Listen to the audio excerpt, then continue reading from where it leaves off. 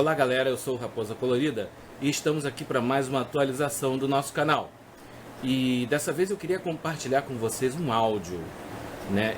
De modo geral a gente compartilha vídeos, mas dessa vez é um registro feito em áudio e vem de lá de Resende, isso mesmo, aqui no estado do Rio, né? De um som horroroso, um som terrível, né? Que foi ouvido pelos moradores, pelas pessoas lá de Resende, e registrado por um rapaz aí da internet que pegou o celular e ligou na hora.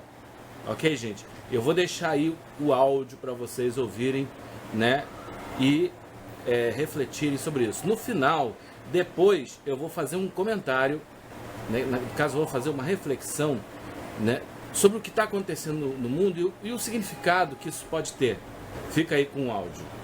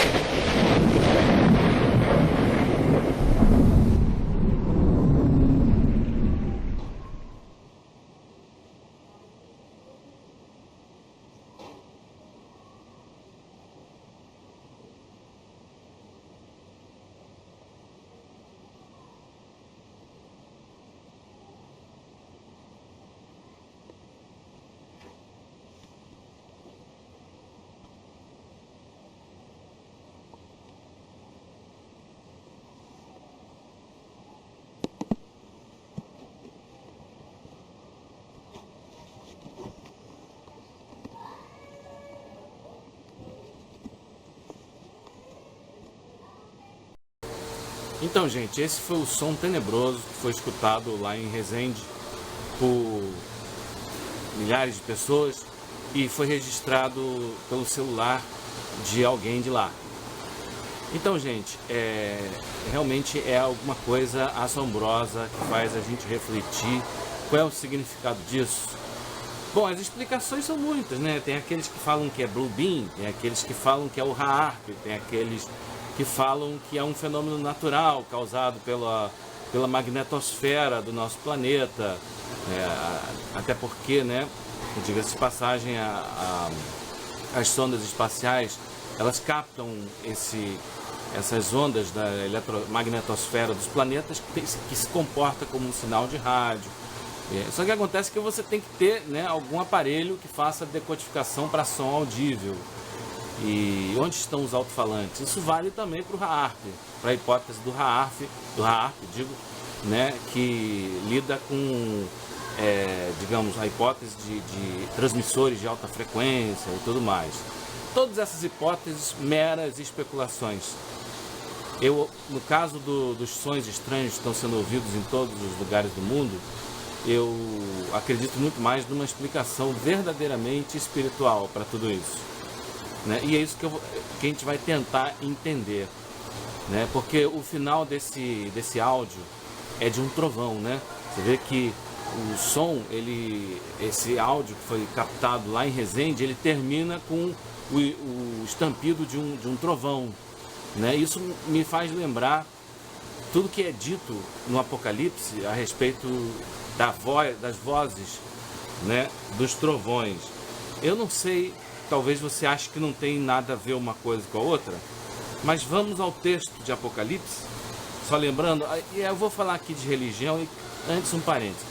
Gente, olha só, eu não sou um cara que frequenta igrejas porque eu me decepcionei com tudo isso.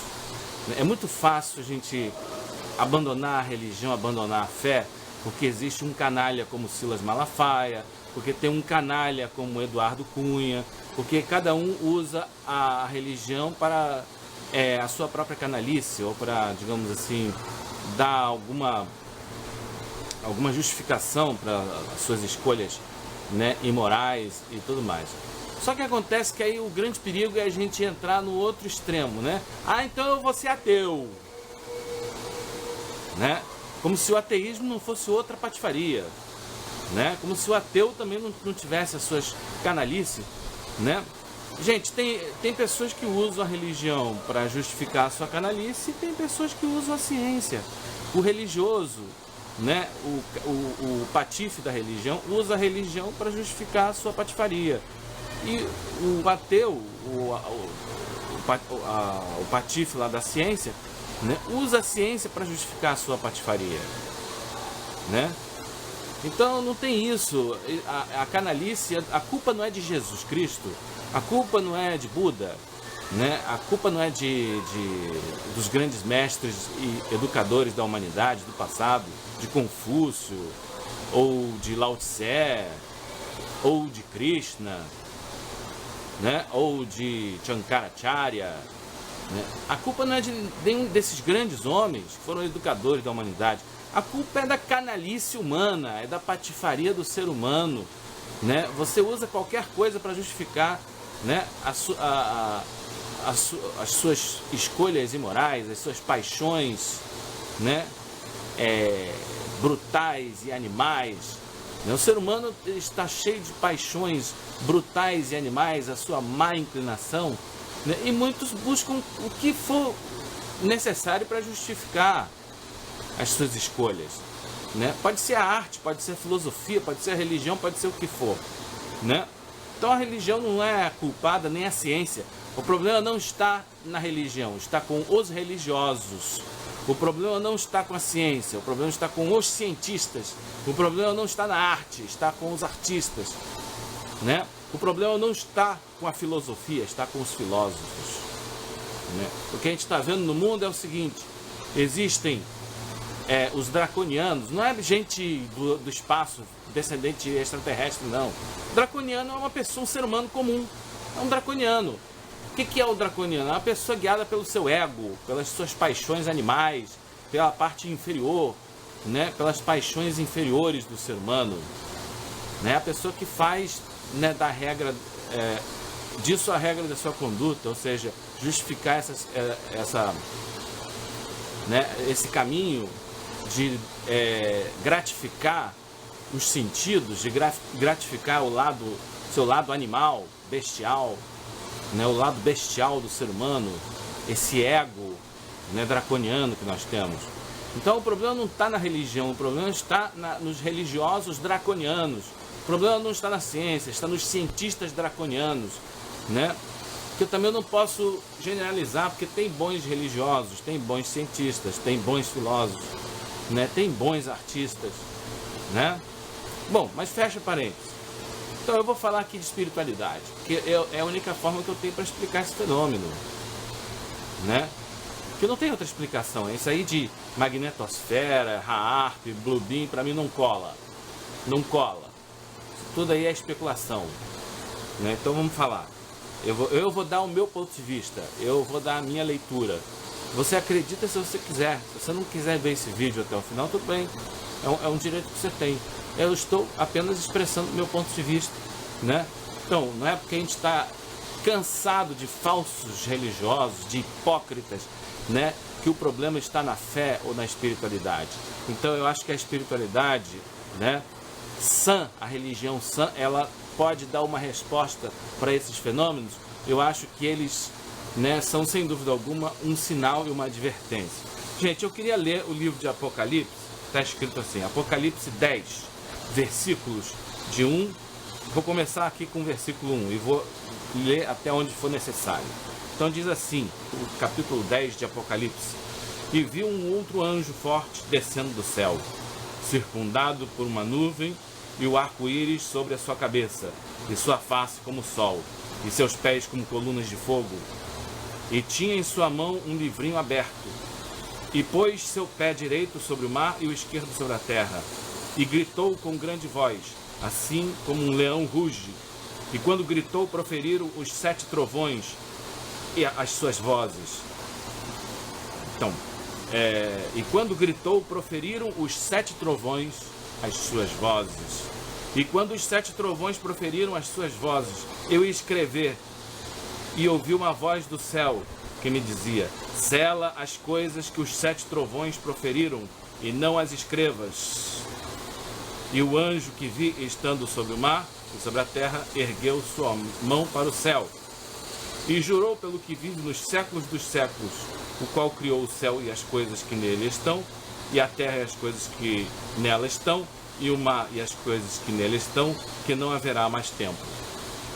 Gente, é o seguinte, diante de todos esses fenômenos de sons estranhos vindos do céu, né, a gente tem que entender o seguinte: trovão é um som que vem do céu. E esse fenômeno que aconteceu lá em Resende termina com um trovão, né? Eu queria apresentar várias tradições para fazer uma leitura de tudo isso daí, né? Várias tradições que são importantes para a gente entender. Porque quando eu lia isso, eu leio a Bíblia desde garoto, e quando eu lia essa passagem de Apocalipse, eu ficava muito curioso, né? O que será que são as vozes do trovão que João, o apóstolo João, o autor do Apocalipse, né, o homem que escreveu o Apocalipse, ele ia escrever e uma voz: não escreve, sela essas palavras. Um grande mistério, que palavras são essas? Eu ficava assim, poxa, que palavras são essas?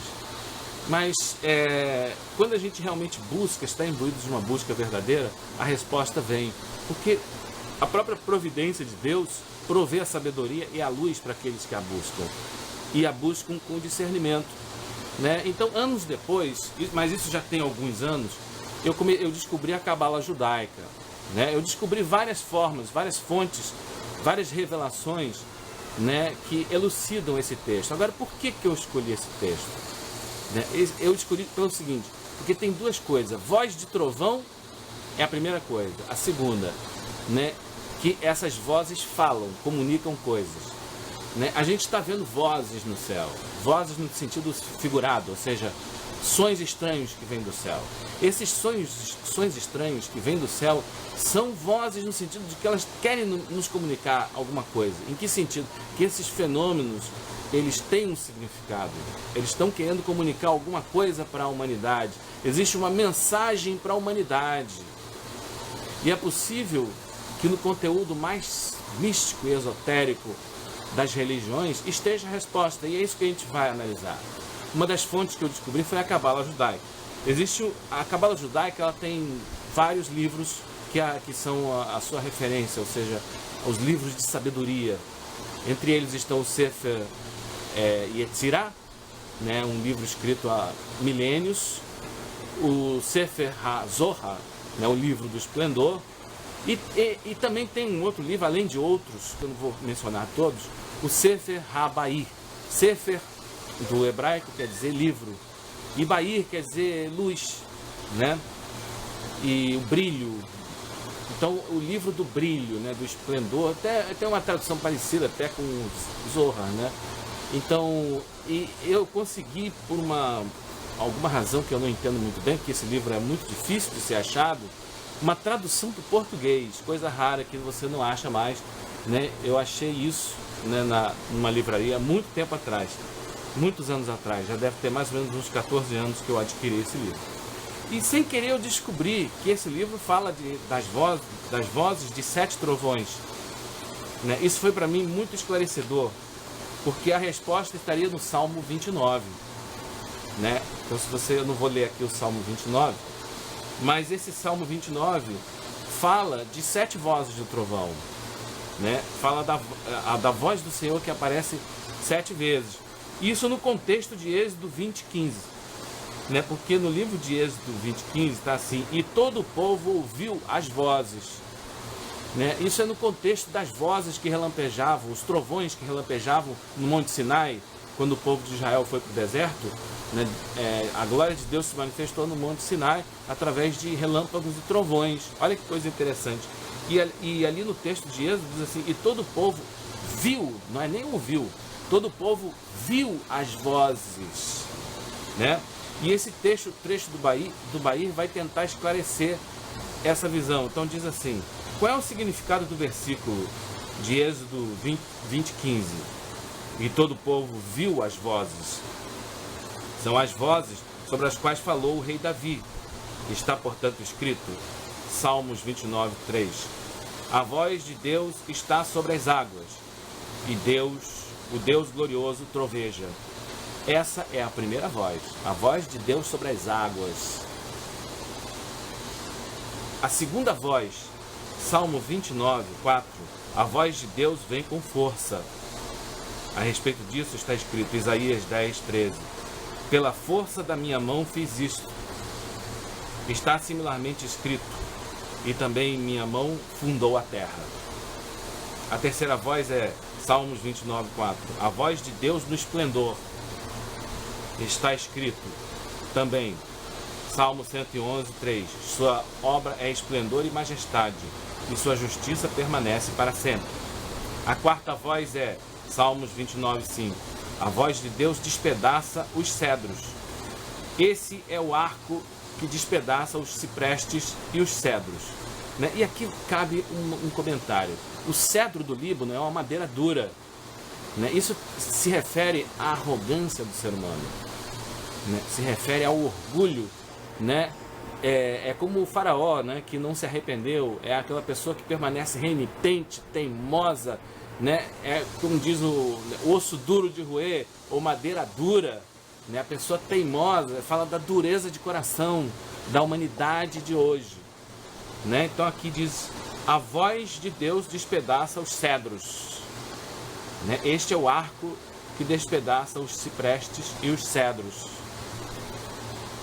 A quinta voz, a voz de Deus lança chispas de fogo. Isso é o que faz a paz entre a água e o fogo. Lança o poder do fogo e o impede de secar a água. Impede também a água de o extinguir. Então aqui está falando da briga entre os elementos, né? A antiga visão dos 4 elementos, terra, fogo, água e ar. Então aqui está falando de uma briga, né? Entre a água e o fogo, né? E a gente vai ver assim que o relâmpago tem muita relação, né, com a gente vai ver no próximo livro, o próximo comentário, né, tem muita relação com fatores climáticos. O trovão, né, tem a ver com a chuva, tem a ver com os elementos. A gente vai ver que, né, tem uma relação com o aquecimento da terra, mas eu não vou adiantar isso agora, né? Depois eu vou falar mais sobre isso. Então diz assim, a sexta voz é Salmos 29:8. A voz de Deus sacode o deserto. Está, portanto, escrito, ele faz o bem ao Messias, a Davi e a sua descendência para sempre, mais do que quando Israel estava no deserto. A sétima voz é Salmo 29:9. A voz de Deus faz dar cria às corças, descasca as florestas, e em seu templo todos dizem glória. Está, portanto, escrito, Cântico dos Cânticos 2:7. Eu as obrigo por um juramento, ó filha de Jerusalém, com as hostes ou com as corças do campo. Ensina que a Torá foi concedida com 7 vozes. Olha aqui, a Torá foi concedida com 7 vozes. Em cada uma delas, o Mestre do Universo revelou-se a elas e elas o viram. Está, portanto, escrito: e todo o povo viu as vozes. Então isso fala da revelação, da verdade divina, né? E a gente vai ver um outro comentário mais adiante, né, que trovão, né, tem relação com a revelação da verdade, né? E tem a ver com alguma coisa que a humanidade está esquecendo e precisa ser relembrado, precisa ser resgatado, né? Mas antes de mais nada, é uma advertência. Um outro livro que explica muito bem, e está muito dentro dessa revelação do Bahia, que eu já vou explicar, né, é esse outro aqui: Desvendando Mistérios do Mundo Científico, de Djalma Silveira Bellieni. Djalma Silveira Bellieni foi um grande cientista e naturalista brasileiro e teólogo. Esse homem, ele teve uma revelação fantástica sobre mistérios do universo e da natureza, né? Se você estiver interessado, você pode fazer o download desse livro gratuito em PDF, né, num site que eu criei.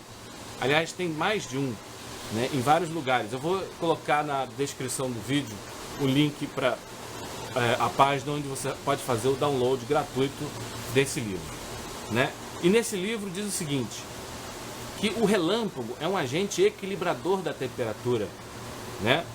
Então, aqui diz no texto: entende-se que haja um equilibrador de temperatura de ação refrescante, porque o relâmpago incluído nesta lista. Então, o que são fatores equilibradores da temperatura?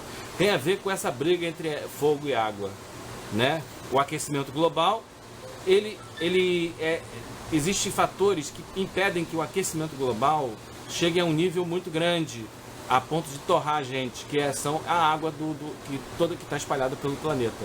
Então, a água, as geleiras, os polos árticos do planeta, a Antártida e o Polo Norte, elas são um reservatório de fatores, né, de gelo, que vai equilibrar o aquecimento global. Então aqui está falando, ó, a luta entre o fogo e a água, né? Então olha aqui, ó, e o relâmpago é um agente equilibrador da temperatura. Isso é uma revelação talvez pouco conhecida até dos cientistas. Olha o que Bellieni escreve num de seus capítulos sobre o aquecimento da Terra, o mistério do aquecimento da Terra. Entende-se que haja um equilibrador de temperatura de ação refrescante. Por que o relâmpago incluído nesta lista? Por mais intensa que seja a vigilância dos agentes, muito calor ainda escapa em forma de energia. Então, para que complicar a tarefa dos vigias com ataques pela frente e pela retaguarda? Esse calor é queimado no espaço, daí resultando o relâmpago, que tem como causa detonadora um choque elétrico produzido pelo encontro de duas camadas, uma carregada de energia positiva resultante do aquecimento do solo e outra de energia negativa oriunda quase sempre do Polo Sul. O encontro de energia positiva e negativa produz o choque e do choque simultaneamente relâmpago e trovão. Então o relâmpago é um agente refrescante, equilibrador da temperatura. Ele queima o calor que está em excesso. E ele diz assim, continua o texto: cada trovão deve ser ouvido como um aviso de Deus, prenunciando o que acontecerá no futuro, que a Bíblia já diz na segunda epístola universal do apóstolo São Pedro, capítulo 3, versos de 5 a 10. Eles voluntariamente ignoram isto, que pela palavra já desde a antiguidade existiram os céus e a terra, que foi tirada da água e no meio da água subsiste, pelas quais coisas pereceu o mundo de então, coberto com as águas do dilúvio. Mas os céus e a terra que agora existem, pela mesma palavra, se reservam como tesouro e se guardam para o fogo até o dia do juízo e da perdição de todos os homens ímpios. Mas, amados, não ignoreis uma coisa, que um dia para o Senhor é como 1000 anos, e 1000 anos como um dia. O Senhor não retarda a sua promessa, ainda que alguns a tenham por tardia, mas é longânimo para convosco, não querendo que alguns se percam, senão que todos venham a arrepender-se. Mas o dia do Senhor virá como um ladrão de noite, no qual os céus passarão com grande estrondo, e os elementos ardendo se desfarão, e a terra e as obras que nela há se queimarão. Então a terra foi tirada da água e no meio da água subsiste. Se a segunda afirmativa é real, porque pode ser observada a olho nu, ela deve servir de base para a veracidade também da primeira, né?